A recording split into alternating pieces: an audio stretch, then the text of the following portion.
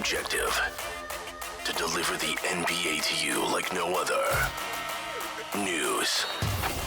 Play breakdowns. Power rankings. Storylines you never hear talked about. Anywhere else. It's all straight shots here. Fired by straight shooters. S and Gunn. This is the Objective Basketball Podcast. Hello, everyone. Welcome to the Objective Basketball Podcast. S here. Lauren Gunn is back, ladies and gentlemen. Yeah, you thought I was going to say she is not here again, but she is here, ladies and gentlemen. She's back and better than ever. Lauren, how you doing? I am back and better than ever. Oof. I'm rested. I'm so close to this deadline being over, so nice. I'm good. Don't ask me how the Mavs are doing because I can't talk about it, but without crying. But we are good. We're here to talk some hoops, so I'm good. I'm good. Yes, yeah. Look, I'm glad to have you as always. Very, very excited to talk about what we got going on. The first thing that I would like to talk about is a team in the West, not the Dallas Mavericks. Another team in the West that is absolutely surging, thriving right now, doing its best. The Sacramento Kings recently won 40 games for the first time in 16 years. Just a wild stat to throw out there. 40 games for the first time in 16 seasons, ladies and gentlemen. They just did that recently against the Phoenix Suns on Saturday. They had the 8th lowest over-under projections going into the season at 34.5 wins. Jeez. 34.5 wins. That's just ridiculous. So they cracked 40 wins for the first time since 05-06. I wanted to just throw out some facts there about 05-06, if you don't mind, just so we can go down. Let's take a trip down memory lane. Yeah, let's do a refresher course. Yeah, why not? Okay, so look, in 05-06, I was 11 years old. Okay? I was 11. All right?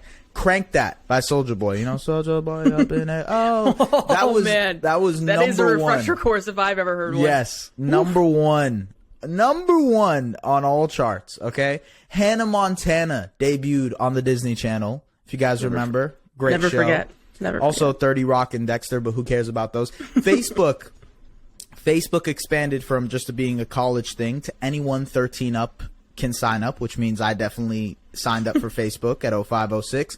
Borat was released in 2005, 2006. The first one, not the second one, ladies and gentlemen.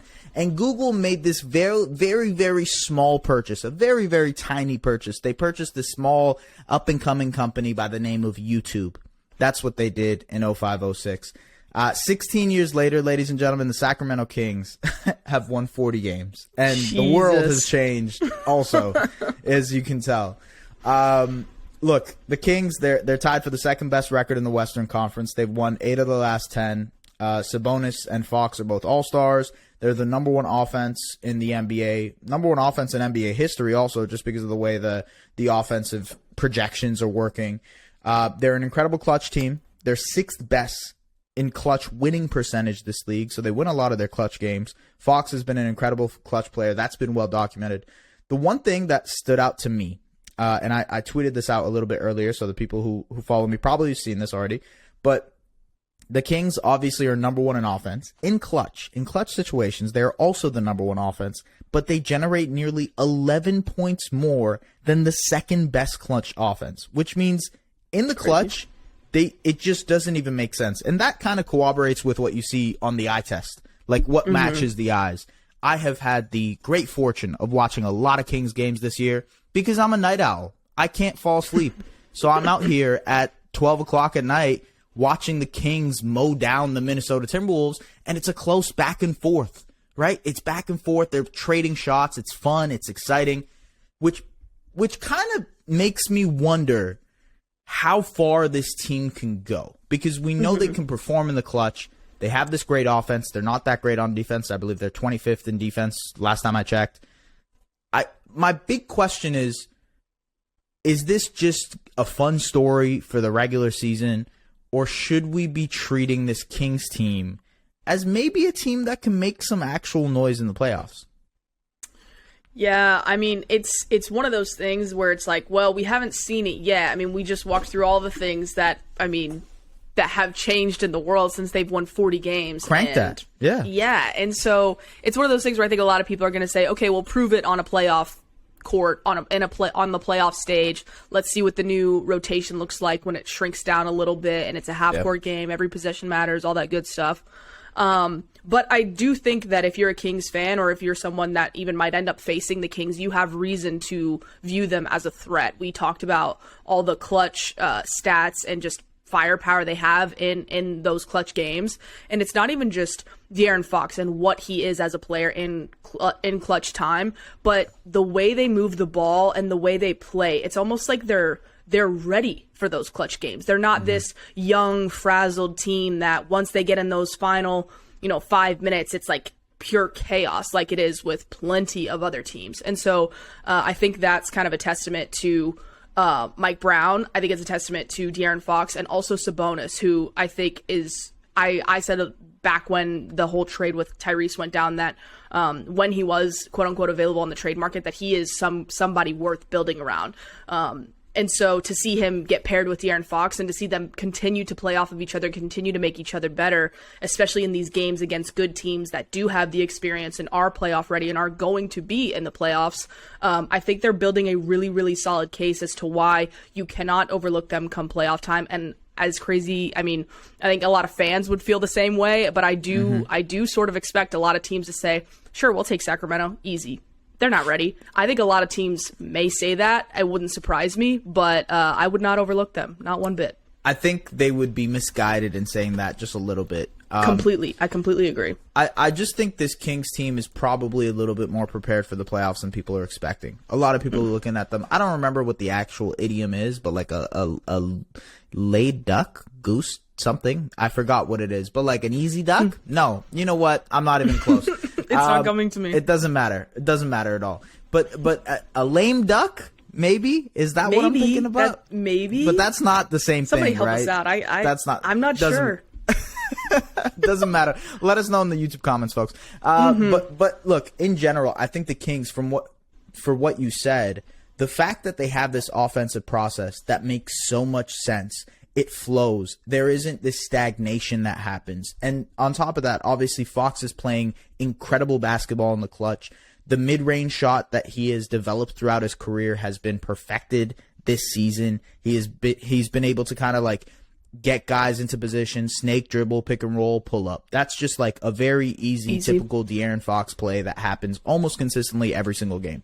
And we see that because the rest of the team opens up so much more for him. When you have a Kevin Huerter, when you have a Malik Monk, when you have guys who can spread the floor, Keegan Murray, who's probably still shooting around 40% from three. When you have those guys who can space the floor for a guy like Fox, then you can go ahead and make him his best capable player. Like the reach the ceiling that he was supposed to reach, what people expect De'Aaron Fox to reach, because of this space, this new added space that he has. When there's shooters around him, he's just able to work and operate in that space so much more. And the same thing applies to Domantas Sabonis. He can have these dribble handoff actions that we see. The Kings love these dribble handoff actions with Huerter or Monk or Keegan Murray. This is the Mike Brown system. And it's adopted from the Warriors. This like motion heavy, like moving, we're passing the ball, we're running like multiple actions. It's not about like, yeah, they're going to run some high pick and roll, but they still are going to be a very motion-heavy offense. They're going to move the ball a lot.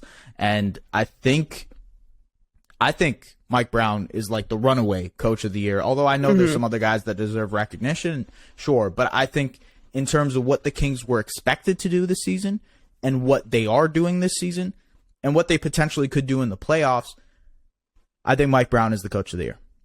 Yeah, I would agree with that, even though, I mean, we made our cases for back when we talked about the awards and at the time, but I do think as they can I think the moment they passed the Grizzlies, that was a big moment where people were like, whoa, like, okay, we knew they were doing, I think some people might have been like, oh, I knew they were doing well. I had no idea that they were doing this well. And I think that kind of getting themselves up into that tier, record-wise, I think has been a big eye-opener. So I think I'm glad to see Mike Brown get the respect that he deserves. And yeah, by no means can you count out that team, that offense, the flow. I think the flow is really the key to their offense, and that's what makes them so dangerous. Because I mean, take a look back to the summer when they bring in Malik Monk for 2 years, $20 million. And some people might have been like, hey, okay, it's your traditional, oh, we're the Kings. We got to, quote unquote, overpay someone to pry them away from these contending teams. But then when you look at the pieces that they're filling in and the decisions that get made with, we just got obliterated for not taking Jaden Ivey and taking Keegan Murray. And now you're seeing these pieces just fit so well together. And I mean, you mentioned the offense. And so you really just have to applaud everything that you're seeing from the Sacramento Kings. I mean, you got to love the Beam team. And so I'm loving every minute of it. And I don't think it's over. So I will enjoy the ride for sure. The only question I have, obviously, and I think this is a very fair question, is the defense, right? The defense Definitely has been lackluster, but they've just shown that they can keep up offensively to the point where it hasn't mattered much, and it's translated to a lot of wins in the regular season. What that looks like in the playoffs when a team is scheming for you consistently is a question that I'll have. But in terms of like, yes, their defense is 25th. They don't have a good defense, but from when I watch them, I don't necessarily think they are a terrible defensive team. I think they have the fundamentals. I think when Fox buys in, he's a pretty good point of attack defender. I think Sabonis, for his lack of size and rim protection, can still be a big body that you can throw out there. I do wonder about the wings, when it comes to Monk and Herter and Keegan and those guys, but some of the additions they made, obviously Kessler Edwards is a guy who, honestly, he was playing pretty good over the weekend. He played well against the Suns. Maybe he gets some rotation minutes because he is a pretty good defender. He provides them with a little bit more length. If he can keep up offensively, that's interesting. But in terms of defensive profile, they don't look like a bad defensive team. They don't give up a ton of restricted area attempts. They give up a decent amount of paint attempts, but that's probably more like in the mid-range area. They give up a decent amount of mid-range attempts, but they also don't give up a lot of threes. So I don't know. I think for me, it's like maybe this defense is good enough to hold up. And I guess it just depends on what type of matchup they get in 7 or 8. If it's the Mavericks, I could see this just being an offensive like slugfest, because neither of those teams are playing defense, right? Nobody is worried about defense in that series. It's just who can outscore who. And I think that's the type of series that the Kings would be comfortable in. It's one where it's like, okay, our best offense versus your best offense. Let's go. And I think if I was the Mavs, I would be comfortable because I have the best player in that series. Look, it's Luka at the end of the day, and I probably have the second best player in that series when it comes to Kyrie. Yep. But at the end of the day, this Kings offense has proven for the entire year that they can hang with the best of them. They scored. Absolutely. They almost scored 100. They almost scored 200 points against the Clippers. That was nuts. Jesus. So I don't know. I think their defense is good enough to hold up, and I think their offense is right there with any type of offense in the league. So I don't know. For people who are saying like, oh, the Lakers or the Mavericks should be gunning for 7th, right? Should be gunning for getting to, I don't know. I'm not sure if that's necessarily the team that they want to face. Yeah. I think that's a little too big of a gamble, especially for some of, I mean, you mentioned like the Mavericks specifically, but even the Lakers who, I mean, which we'll get to more here in a bit, but I think going back to the defense and what you were talking about with them being good enough in a playoff series, I do think that they are good enough, even though the numbers, you said 25th. I do think that individually, the players that they have, especially against opposing teams, smaller rotations, what I like about the Kings roster is to me that they have versatile people that they can throw out there if they need to. Guys that, you mentioned Kessler Edwards, but guys that might not necessarily crack a playoff rotation, but I could see Mike Brown being like, okay, with this matchup, let's give Trey Lyles, let's give Chimezie Metu some more minutes, and let's just see how this works a little bit. And that is where I like the Kings' ability to get out there and play with some length or even some speed, because they just have options. So I'm going to be intrigued to see how much he kind of leans on the, I guess, experimental aspect of the the game planning, or if they kind of just try to stick to their formula that has worked the most and kind of go with whatever plan they already really probably have in place for a playoff rotation. But we'll see. Those are the things about the quote unquote inexperienced teams that I always look to see how they get addressed in a playoff series. So we'll have to wait and see on that one. The Objective Basketball Podcast is brought to you by Sports Interaction. Want to bet? Head to sportsinteraction.com/SDPN, or in Ontario, download the app using the QR code on your screen. 19 plus. Please play responsibly. Okay, so you just mentioned the Lakers. I think this is a good time to maybe talk about, them surging up in the Western Conference. They're 7-3 in their last 10. They actually have the third best defense since post All-Star break. So they've played better defense. Obviously, a lot of that has to do with Anthony Davis and him being the anchor for that defensive team. He has answered the call more than when LeBron has stepped out, and obviously LeBron's injury is a big factor here, and we'll talk about that a little bit. But everything else around the team looks great. D'Angelo Russell, his addition, being this pick-and-roll ball handler. You're listening to this on a Tuesday morning, ladies and gentlemen. You can go and check out my article on SDPN.com about D'Angelo Russell and the Lakers guards in general and how they've helped rejuvenate this Lakers offense, and really just asserting themselves as this dominant pick and roll ball handling type of team. And I think that's elite for the type of team that LeBron can carry now. Everything that they've done at the trade deadline has worked for the most part. Vando and Beasley have looked excellent. Austin Reeves, a little side note here, Austin Reeves is really developing into something. I don't know what that thing will be, but I see a lot of potential in him. I guess my question is, does LeBron end up coming earlier now? I mean, I think LeBron was going to return at some point anyways. Especially with the way this Lakers team was positioned to potentially be a play-in team. But do you think he forces himself to try to come earlier now or return earlier? I don't think that that's out of the question, and that wouldn't surprise me just knowing everything that we know about LeBron. 7-3 in their last 10 is, I mean, that's impressive. That's nothing to joke about, I guess. But with LeBron, I wouldn't be surprised if he said, "Hey, you know what? Look at how close this Western Conference is. Like, we don't need to be taking any risks and playing with our food." Well, that's probably a poor choice of words considering where they currently are and could end up being. But I think that they're in a good place. They're playing well. They're fitting well together. And so if I'm a Lakers fan and I'm looking at my current landscape in this final push to the playoffs, I'm saying, okay, there's no reason for us to believe that we need to take a step back or anything like that. So let's get LeBron back and let's keep our foot on the gas. I do think LeBron and his voice in that locker room saying, "Hey, look at what we're doing. Just add me to the mix and let's keep this thing going." I would not be surprised at all if that ends up happening.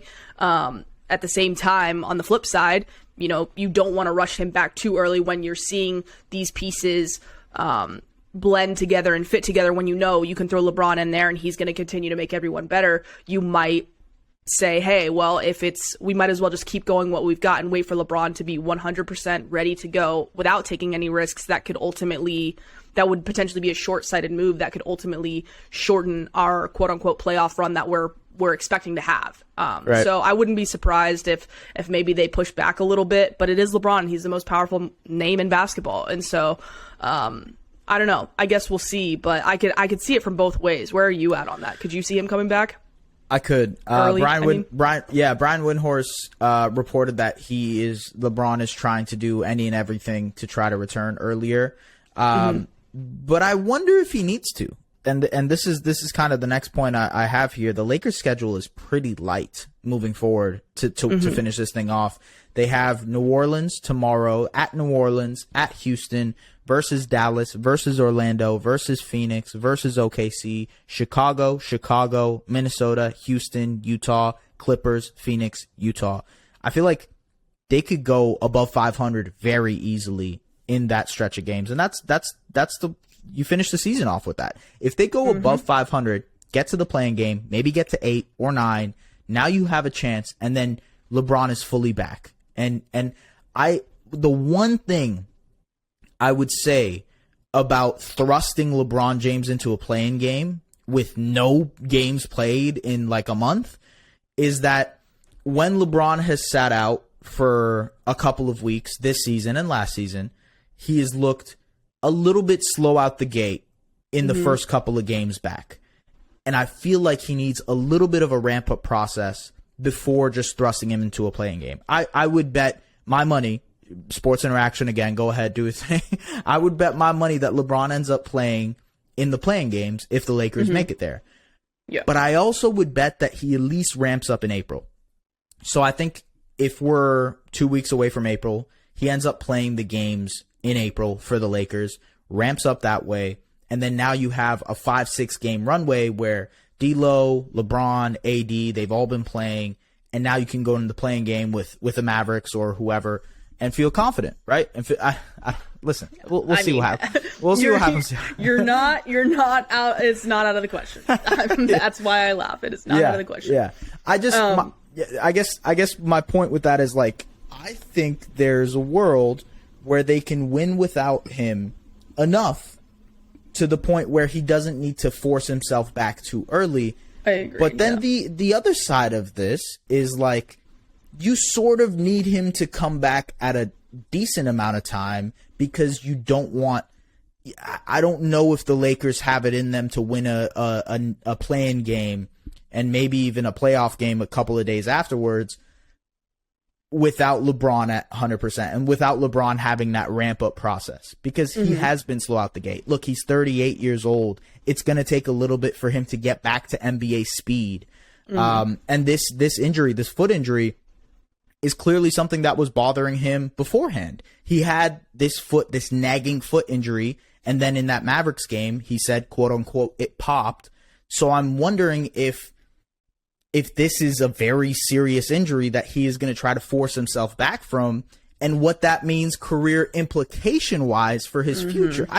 There's a lot of, like, wondering and big what ifs of what happens in the next couple of weeks with the Lakers. I'm very curious to see what happens. The other thing is, and this is maybe more big picture, sort of alluding to what we were talking about right now, but has this Lakers core post All-Star break proven enough for this to be almost the same team going into next season?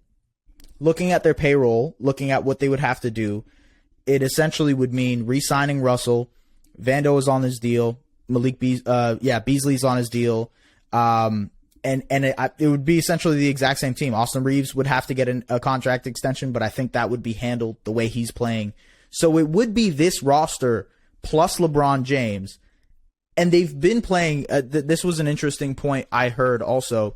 So the Lakers were 2-10 to start the year, an abysmal start to the year, right? Awful, just an awful start. But since that 2-10 start, they've been an above 500 team.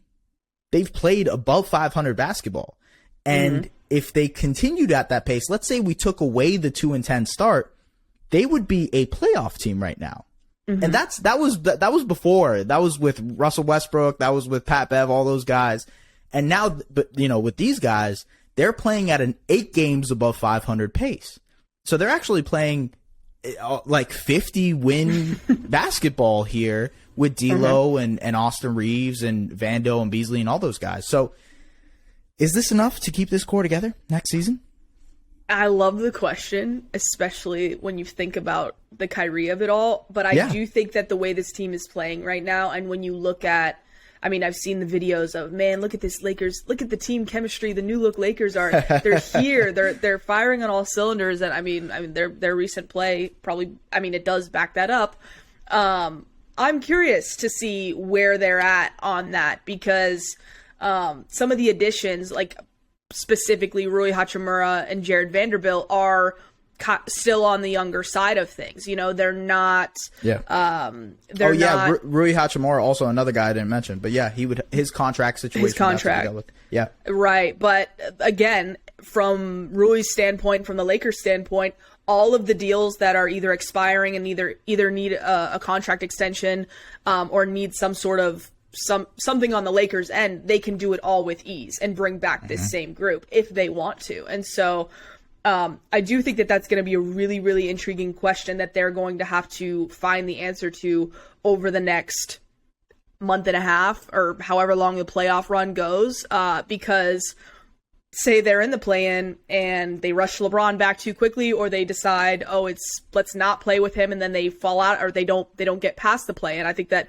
in this next short period of time, we could see very quickly, look at them firing on all cylinders, look at them win a bunch of games to end out the year, and then all of a sudden they look very comfortable with this group that they have. And even though Jared Vanderbilt and Rui Hachimura and Austin Reeves are on the quote-unquote younger side of things, they're still fitting very well. They're having these games where I'm looking at this one right here against Memphis, where Rui Hachimura was plus 22. Jared Vanderbilt has had plenty of really high plus games. So you need guys like that, even though they're young. So I do think that there's a possibility that the Lakers continue to play and look at this team where they finally have these guys and these versatile wings and even D'Lo, the addition of D'Lo.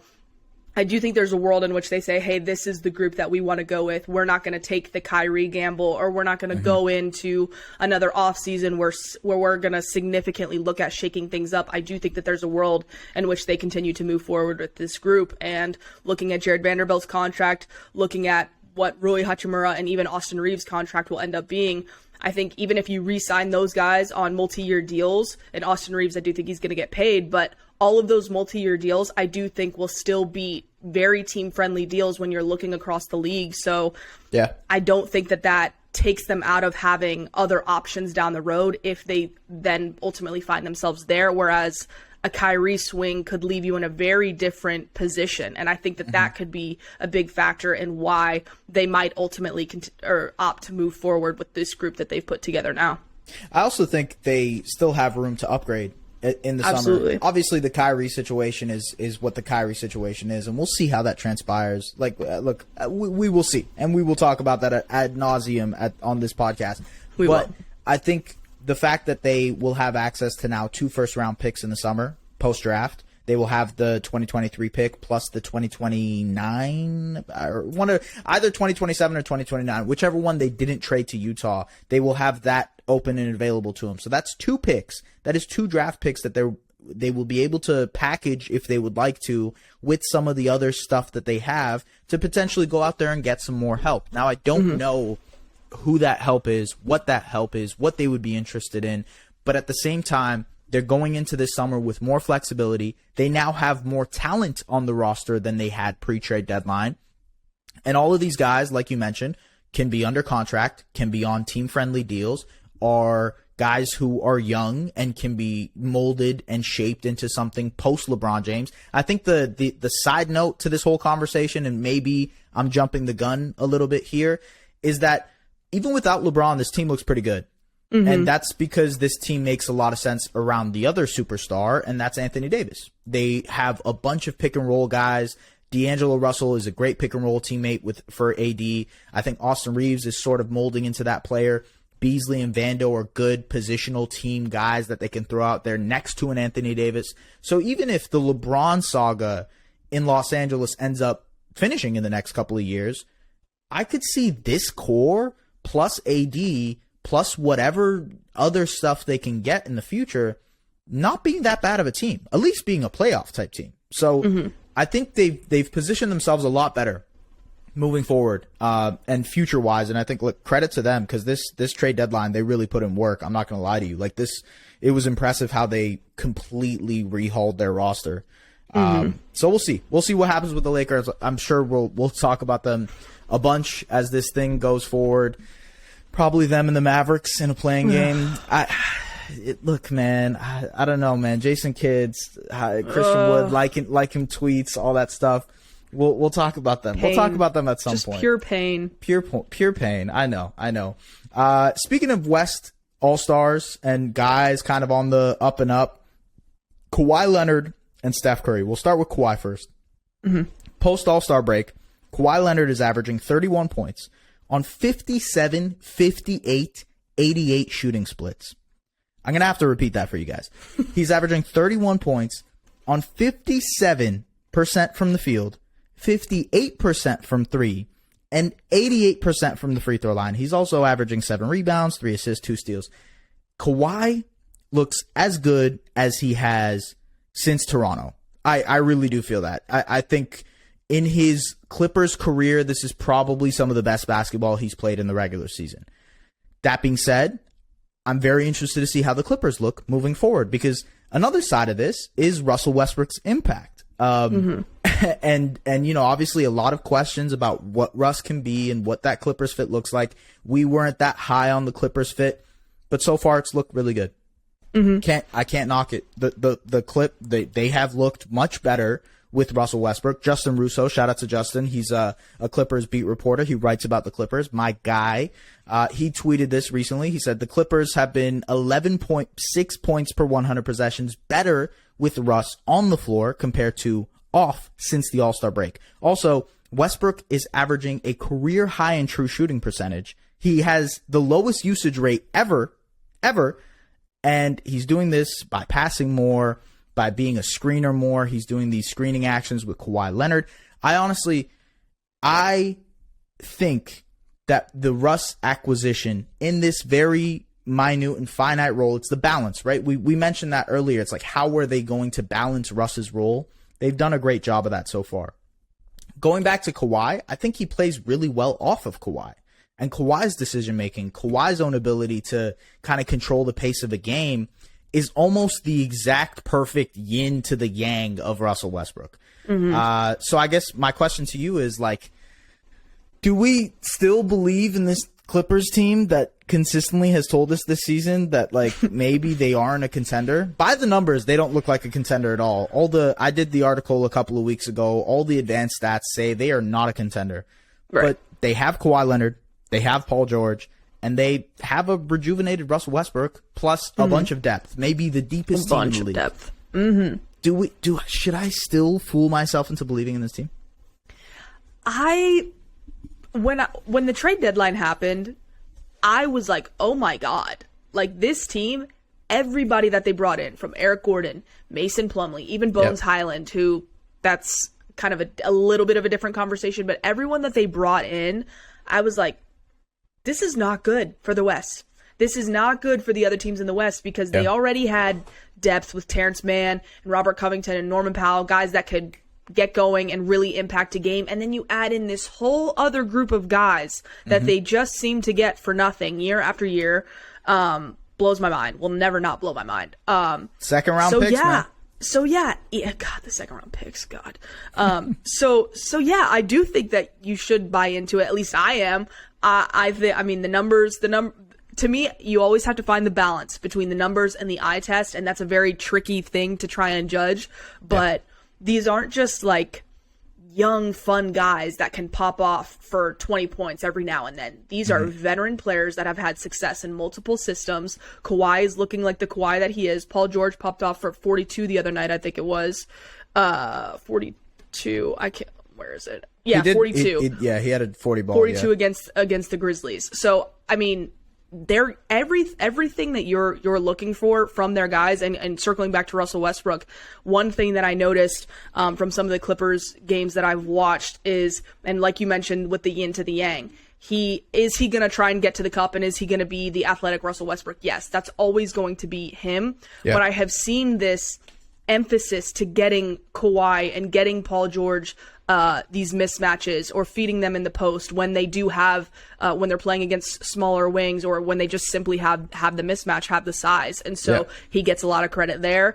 And I just think that they're meshing well together. I think credit goes to Ty Lue, credit goes to Paul George and Kawhi for being able to say, or for being able to bring someone like that in who just fills this, who's used to filling the stat sheet and finding ways for him to impact the game without popping off every night for, close to or over 20 points, triple double, that whole Russell Westbrook that we know. He's finding other ways to impact the game.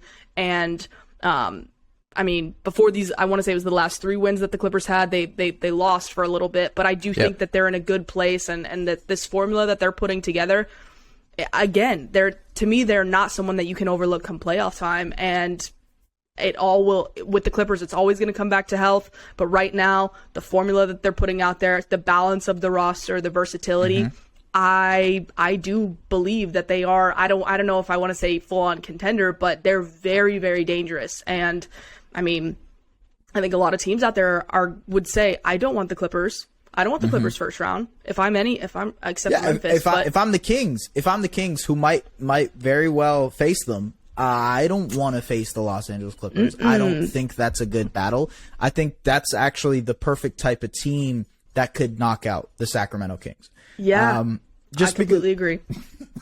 Sorry.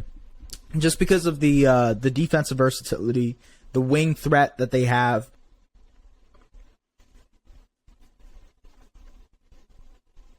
My God, I almost died there. Just the fact that they can throw out multiple wing defenders. Those are the type of guys that the Kings don't have anybody to guard. They don't have anybody that can guard Kawhi Leonard. They don't have anybody that can guard Paul George.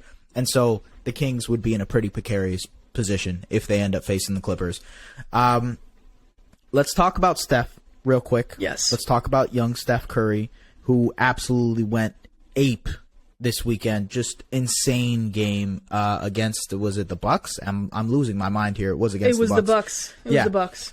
They had a great fourth quarter comeback. Steph Curry was a huge part of it. Since Steph's return, which is only 6 games, but regardless, he's averaging 33 points on 50, 48, 94 shooting.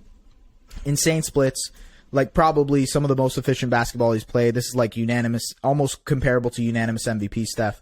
Also averaging 5 rebounds and 5 assists. I think, again, it's just with the Warriors and the Clippers, they're both such confusing teams to me because the talent on the roster screams that they are championship contenders. Their starting lineups, the guys who should be contributing for them, are incredibly impactful. Russell Westbrook, plus 10.9 on the season. Kawhi Leonard, plus 10.3 on the season. Paul George, plus 10 for the season. And then you look at the Warriors, and they still have one of the best starting lineups in the NBA. Maybe still the best starting lineup. I haven't checked, but they do have one of the best starting lineups in the entire NBA. And for me, it's confusing because they have the road record that is comparable to like the San Antonio Spurs. And it is true. It's true. They have 7 wins, 8 wins on the road. It's very bad. I think for me, the Clippers and the Warriors are the biggest X factors here in the Western Conference. I know we just spent some time talking about the Kings and the Lakers, and yes, the Kings, they might be frisky. They might be able to win a playoff round. It depends on matchup. It's going to be a lot of fun regardless. What a win of a season. Light the beam, right? For the Lakers, I think they have found a little bit of magic here. It might be a little bit too late. We'll see what happens with the LeBron offseason, but I don't think anybody is looking at them like they're going to win an NBA championship this season. I think, to our point earlier, the Lakers are something for next year. It's like, oh, maybe this is a team that could be good next year, and we'll see what happens there. The Clippers and Warriors, though, are teams that could probably win this year and would also be extreme aberrations when it comes to NBA history and talking about contenders. Mm-hmm. Doesn't make sense whatsoever, but they could legit be one of the first teams in NBA history to win an NBA championship and still be an awful regular season team. Like, not awful, but like a pretty bad regular season team. I don't get it. I'm confused. I am also confused. I'm also confused because, you mentioned all the guys that are stepping up and doing exactly what's asked of them. Doris Burke said the other day, she had it was actually during a Mavs game. She was talking about the Mavs and the Warriors being 2 teams that have all this firepower offensively, obviously differently structured teams, but they're dangerous when you look at their players and what they can do. But then you look at the defensive side of things, and while the Warriors are a little bit better than the Mavs numbers wise, I think they're 14th in the league? Yeah, 14th in defensive rating. They're just not that intimidating on that end of the floor. And it's exactly the way the Mavs are. And Doris Burke said, she said something that I completely agreed with. She said both of these teams are so dangerous on offense, but because of their lack of defensive identity, I just don't see them as a real threat.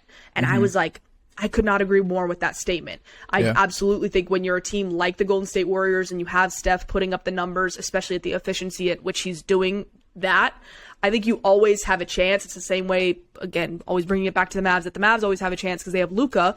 But when you are missing something as fundamental and as key as a defensive identity and a real impact on that side of the floor, it makes it very difficult to go the length, to really go the whole way. And so with the Warriors, you can't ever count the Warriors out. I will never do that because of the talent and the experience and the coaching and everything.